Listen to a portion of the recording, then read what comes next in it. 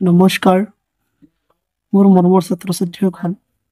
আজি আমি class 10ৰ বহুপদ number চেপ্টাৰটোৰ পৰা উদাহৰণ 2 নম্বৰটো আমি লৈছোঁ সমাধান কৰিবলৈ ঠিক আছে x² + 7x + 10 দ্বিঘাত বহুপদটোৰ শূন্যবোৰ উলিওৱা আৰু এই শূন্য আৰু হহকবোৰৰ মাজৰ সম্পৰ্ক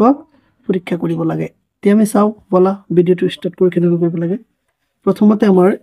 ইয়াত কি দিয়া আছে x² + 7x + 10 দিয়া আছে এটো আমি লম x² + 7x + 10 আছে না এটো আমি প্ৰথমতে কি কৰিব লাগিব এটোৰ আমি উৎপাদক বিশ্লেষণ কৰিব লাগিব উৎপাদক বিশ্লেষণ কৰি পেলাই পিছত আমাৰ দুটা শূন্য ওলাব এই শূন্যটোৰ পৰা আমি হহক আৰু সম্পৰ্ক আমি সত্যাপন কৰিম তুমি প্ৰথমে চাই লও এটো আছে x² 7x ইয়াত আছে 10 তে আমি যদি এই প্ৰথমটো লক্ষ্য কৰো ইয়াত লিখা আছে x² অৰ্থাৎ ইয়াত হহক একো নাই তাৰ মানে নাই মানে তে আমি জানো ইয়াত এটা 1 এটা আছে হয়নে এটা 1 আছে এই 1 টো এইটো ধৰিলে ভালকৈ লক্ষ্য কৰা x² ৰ আগত একো নাই মানে এটা 1 আছে মনত ৰাখিবা এটা 1 তে এইটো এটা 1 আছে হল তে এই 1 এটা একেবাৰে লাষ্টৰ যেটো পদ আছে এইটো কয় ধ্ৰুবক পদ এই 10 টো কয় ধ্ৰুবক পদ এই ধ্ৰুবক পদ কি আছে 10 আছে আমি দুটাৰ পূৰণ কৰিম 1 * 10 = কিমান হ'ব 10 হ'ব হয়নে এতিয়া এই 10 টো আমাৰ এই 10 টোৰ কি উলিয়াব লাগিব এই 10 টো আমাৰ উৎপাদক উলিয়াব লাগিব 10 ৰ উৎপাদক হলে আমি 10 ৰ উৎপাদক উলিয়াই বনাব লাগিব 7 টো কেনেকৈ বনাম চোৱা তুমি 10 যদি উৎপাদক উলিয়াবলৈ যাও তেতিয়া হলে 10 টো এটা কি হয় এটা যুগ্ম সংখ্যা হয় যুগ্ম সংখ্যা হলে আমি এটোক 2 ৰে হৰণ কৰিব পাৰো হয়নে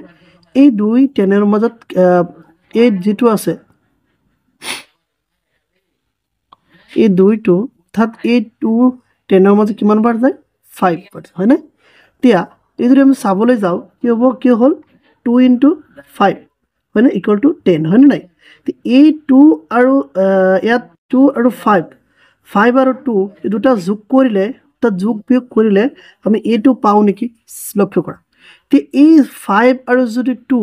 যোগ কৰো তেতিয়া হলে হয় আমাৰ কিমান হয় এই দুটা আমি যদি যোগ কৰো হয় 7 হয়নে দুটা যোগ কৰিলে প্লাস কৰিলে হয় 7 হয় নাই তেতিয়া আমি পাই আছো আমি কি লিখিব পাৰো এই x² ৰ আগত x² লিখিম প্লাস দি পেলাই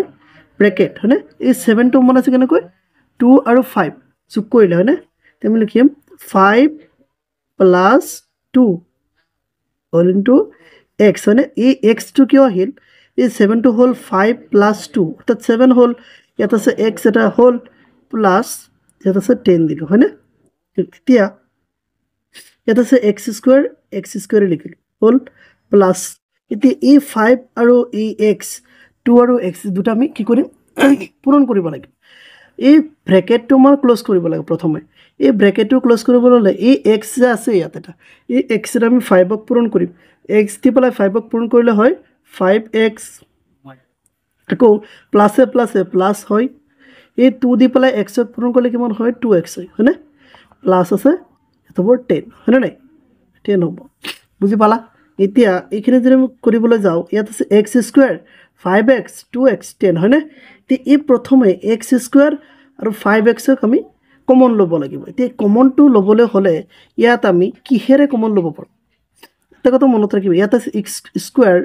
আৰু ইয়াত স্কয়াৰ নাই ইয়াত আছে x ইয়াতো আছে x হয়নে নাই তে ইয়াত আছে আগত আছে 5 ইয়াত আগত একো নাই তাৰ মানে 1 আছে এতিয়া আমি লক্ষ্য কৰো যদি এই 5 টো আমি কমন লও ইয়াত 5 টো কিন্তু x ৰ মাজত না যায় তাহলে x এটা লবলৈ পাৰিম কিয় x দুটা আছে দুটাৰ মাজত x এটা কমন ললো তাৰ পিছত এই x2 এই দুটা আছে ইয়াত চোৱা ভালকৈ x দুটা মানে এনেকৈ ভাঙি দিয়া x এটা আৰু এটা ইয়াত এইটো x কমন লও মানে তলত দিলো এইটো x কাটি দিলে থাকিল কিমানটা x এটা x হয়নে এই এটা x ইয়াত লিখিলো প্লাস এই x2 আৰু 5x কি কৰিম সোয়া এই 5x টো ওপৰত লিখিলো এই x টো তলত পাতিল হয়নে এই x2 x কাটা গল থাকিল কিমান 5 এই 5 টো আমি ইয়াত বহাব পাৰো হয়নে তে হৈ গল এই দুটা আমাৰ কমপ্লিট হৈ গল এই দুটা আমাৰ কমপ্লিট হৈ গল কৰা তে এই দুটা কৰিম কেনেকৈ সোয়া ইয়াত আছে 2x ইয়াত আছে 10 আমি আগত কি কৰিছিলো ইয়াত x থকাৰ কাৰণে আমি x এটা কমন লৈছিলো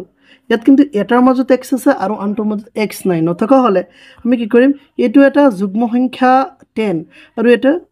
যুগ্ম সংখ্যা কি 2 তে এই 2 যদি আমি কমন লওঁ তেতিয়াহ'লে এই 2 ৰ মাজতো যাব আকৌ এই 2 10 ৰ মাজতো হয়নে তেতিয়াহ'লে আমি 2 এটা কমন লওঁ বা 2 এটা কমন লওঁ এই প্লাছটো আছে প্লাছটো লিখিম ইয়াত 2 এটা কমন ললো ব্ৰেকেট এই 2 এইটো 2 কাটা গ'ল মানে কেনেকুৱা চোৱা এইটো কাটা গ'ল হ'ল এই 2x আৰু এই 2 কমন লোৱাটো তলত এইটো কাটি দিলো থাকিল কিমান x ইয়াতে একটা x লিখি দিও প্লাস আছে প্লাস এই 2 10 মধ্যে কিমান বার যায় অর্থাৎ 10 এর মধ্যে কিমান বার যায় কমন লো 2 10 এর মধ্যে 5 বার হয় না 5 বার গৈ আছে তুমি 5 লিখিলো তার মানে a2 ব্র্যাকেট মিলি গল হয় না মিলি গল তে সোয়া মিলি গল তে আমি কি কৰিব পাৰো a2x আৰু a2 + 2 একলগ কৰো x + 2 ব্ৰ্যাকেট তাৰ মানে a2 আৰু a2 একলগ কৰিলো এটাতে x + 5 ইয়াতো আছে x + 5 আমি কি কৰিব পাৰো দুটাৰ পৰা এটা ব্ৰ্যাকেট কমন লব পাৰো হলো x + 5 হয় না দুটা হল বুজি পালা তেতিয়াহলে কি কৰিম কি লিখিম এতেকে ঠিক লিখি পেলাই লিখিম ইয়াত আছে x + 2 = 0 বা এটা আছে x + 5 = 0 হয় না এইটো দুটা কাৰণটো হল এটাই তাৰ মানে এই দুটাৰ পৰা আমাৰ কি উলিয়াব লাগে প্ৰথমে প্ৰশ্নত আছিল প্ৰশ্নত কি আছিল সোৱা প্ৰশ্ন দিগাত বহুপদটো শূন্যবোৰ উলিওৱা তাৰ মানে এত কেইটামান শূন্য দি আছে বুজি পাইছা এই শূন্যটো আমাৰ উলিয়াব লাগিব কি কৰিম প্ৰথমতে সোৱা এত x আছে x ৰাখিলো এই +2 যদি হেফালে নে কি হ'ব -2 হৈ যাব হয়নে হল তে ইয়াত যদি ৰাখো ইয়াত x2 ৰাখি দিও +5 টি হেফালে গলে কি হ'ব -5 হৈ যাব হয়নে হল বুজি পালা কিনি এটা শূন্য উলিওৱা হ'ল এতিয়া আমাৰ সত্যাপন কৰিব লাগে শূন্য আৰু সহগবোৰৰ মাজত সত্যাপন কৰিব লাগে তুমি সত্যাপন কৰো এটা কথা মনত ৰাখিবা যদি শূন্যবোৰৰ সমষ্টি আমাৰ কি লাগিব শূন্যবোৰৰ সমষ্টি প্ৰথমে শূন্যবোৰৰ সমষ্টি বুজি পাইছা শূন্যবোৰৰ সমষ্টি হল শূন্যবোৰৰ সমষ্টি আছে আলফা প্লাস বিটা হয় না নাই আৰু এটা আনটো আছে শূন্যবোৰৰ গুণফল শূন্যবোৰৰ গুণফল নাই গুণফল মানে আলফা ইনটু বিটা বুজি পাইছা এই দুটা আমাৰ ফৰ্মুলাটো ইউজ হ'ব ইয়াত কিন্তু এটো লক্ষ্য কৰো আমি ইয়াত কি কৰিম চোৱা যদি লিখো সত্যাপন লিখি এতে দুটা শূন্য পাইছো না নাই শূন্য ধৰে কি x - 2 আৰু আনটো হৈছে -5 হয় না দুটা শূন্য তে লিখিব পাৰো সত্যাপন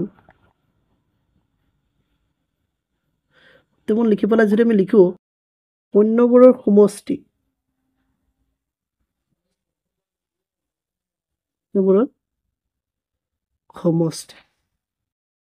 শূন্যবোৰৰ সমষ্টি হলে কি আলফা প্লাস বিটা হয় না তে আলফা প্লাস বিটা মানে নো কি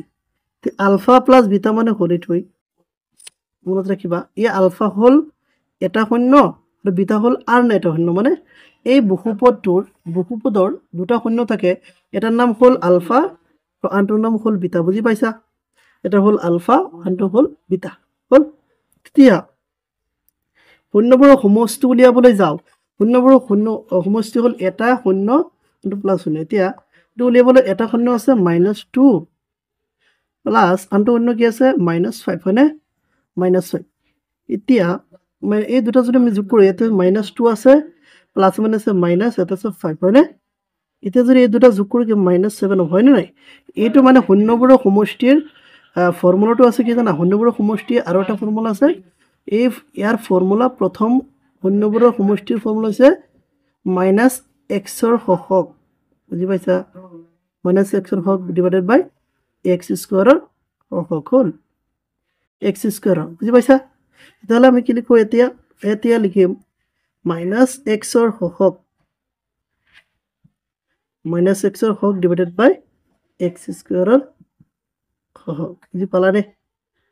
এটো হল এতিয়া আমি ফৰ্মুলাটো লিখো -x ৰ হৰক মানে কি এই অংকটোত চোৱাচোন -x ৰ হৰক ইয়াত -x তাৰ মানে -x নাই মানে কি চোৱা যদি -x বিচাৰিবলৈ যাও কল -x হল এতে x এটা থাকা সংখ্যা হৈছে এটা আছে -x ৰ হৰক অৰ্থাৎ কি হল টু 7 হয় নাই ইয়াত আছে x ৰ হৰক অৰ্থাৎ কি x ৰ হৰক ইয়াত প্ৰশ্নটো কৈছে ইয়াত ফৰ্মুলাটো কৈছে x ৰ হৰক অৰ্থাৎ ইয়াত x থকা মানে কি x ৰ লগত কি আছে 7 আছে +7 আমাৰ ফৰ্মুলাত আছে -7 তেলে +7 আছে আমি ইয়াত -2 পাতি এক্সৰ হক বুলি আমি কি লিখিব পাৰোঁ +7 যেহেতু ইয়াত আমি +7 ইয়াত 7 এটা লিখি দিব পাৰোঁ হয় না -7 x² হক কিমান আছে x² হক যদি চাবলৈ যাওঁ ইয়াত কিন্তু এটা 1 আছে কি আছে 1 এটা আছে সো এতিয়া প্ৰথমে কি লিখিব লাগিব ইয়াত হয় এটা আমি লিখিম 1 এটা লিখি দিম বুজি পাইছা যদি হৰণ কৰিবলৈ যাওঁ তেতিয়াহ'লে কি হ'ব এটো -7 হ'ল তাৰ মানে এটো आंसर আমি পাম বুজি পাইছা এই 1 এৰ যদি -7 কো হৰণ কৰো কিমান ওলাব -7 ওলাব বাস হৈ গল তুমি লিখিব পাৰো এটো হৈ এটো কমন বা এটো লিখি দিব পাৰা -7 প্ৰমাণিত হ'ল বুজি পালা ঠিক এটো আছে শূন্যবোৰৰ সমষ্টি আৰু আনটো আছে কি শূন্য গুণফল পালা সোৱা মৰমৰ ছাত্ৰ-ছাত্ৰী এতিয়া সোৱা আমি আগত ওলাইছিল শূন্যবোৰৰ সমষ্টি এতিয়া আছে শূন্যবোৰৰ গুণফল হয়নে আলফা ইনটু বিটা বুলি কয় এতিয়া আলফা ইনটু বিটা তাৰ মানে কি আলফাৰ মান এটা আলফা ইনটু বিটা এটা শূন্য কিমান আছিল এটা শূন্য আমি আগত কি পাইছিলো সোৱা এটা শূন্য পাইছিলো -2 আনটো পাইছিলো -5 হয়নে আমি লিখো ইয়াত লিখো -2 ইনটু কিমান -5 হয়নে এতিয়া আমি লিখো মাইনাস মাইনাস কি হয় প্লাস হৈ যায় 2 5 গুণে কিমান হয় 10 হয় হয়নে তুমি যদি এটো প্ৰমাণ কৰিবলৈ যাও ইয়াত ফৰ্মুলাটো আছে ধ্ৰুবক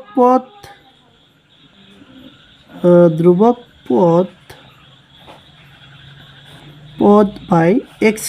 হওক হয় x² হওক বুজি পাইছা এতিয়া ধ্ৰুবক পদ মানে কি আমি আগত কৈছিলো এই ধ্ৰুবক পদ মানে অংকটোত থকা যেটো পদ আছে এই অংকটোত থকা যেটো পদ আছে অৰ্থাৎ যেটো পদ আছে এটো হৈছে x² + 7x + 10 এই লাষ্টৰটো কয় এটো কয় ধ্ৰুবক পদ বুজি পাইছা এই লাষ্টৰ পদৰ নাম হৈছে ধ্ৰুবক পদ বুজি পাইছা এই ধ্ৰুবক পদটো কিমান আছে 10 আছে আমি ইয়াত কি লিখিব পাৰো ইয়াত যেটো 10 পাইছো এই ধ্ৰুবক পদৰ নামৰ ঠাইত আমি কি লিখিব পাৰো ইয়াত 10 আমি লিখিব পাৰো x² হক কিমান আছিল x² হক অংকত চোৱা ভালকৈ x² হক সো x² হক কি আছে 1 এটা হয় না নাই 1 আছে মানে ইয়াতে কি লিখিব পাৰো ইয়াতে 1 এটা লিখিব পাৰো ইয়াত অৰ্থাৎ এই 1 এৰে আমি 10 হৰণ কৰিলে কিমান হ'ব 10 পাম মানে নাই মানে এটো সত্য প্ৰমাণিত হৈ গল এটো আমাৰ অংক শেষ বুজি পালা এই ভিডিওটো কিমান কেনেকুৱা লাগিল তোমালোকৰ চাই যদি ভালে লাগে এটো এটা ভিডিওত এটা কমেন্ট আৰু এটা লাইক কৰিবলৈ নাপাহৰিবা আৰু যদি তোমালোকৰ ভিডিওটো ভাল লাগিল বেছি বন্ধু বান্ধৱীসকলৰ লগত শ্বেয়াৰ কৰিবলৈ নাপাহৰিবা ধন্যবাদ থ্যাংক ইউ